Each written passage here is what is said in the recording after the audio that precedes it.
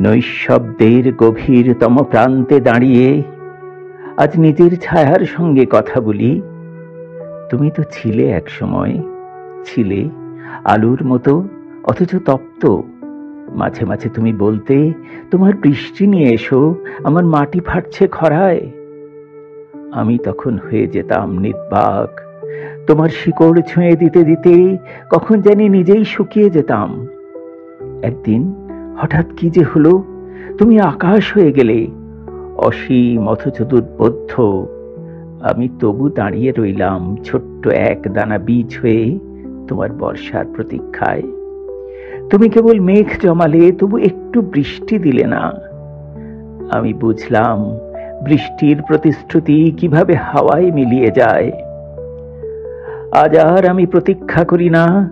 তোমার শূন্যতা আমার কাছে এখন এক নৈর্ব্যক্তিক সত্য।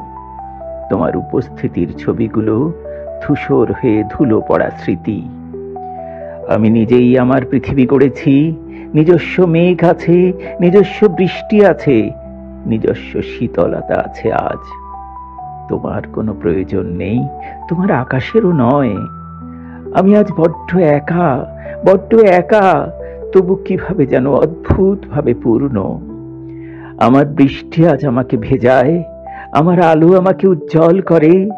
সেই ছোট্ট দানা বীজ আজ অঙ্কুরিত। আমি আর ভয় পাই না কখনো। তুমি ঠিকই আছো কোথাও, তোমার মতো করে আছো। আমিও এখন আছি বেশ, আমার মতো করে আমিও আছি।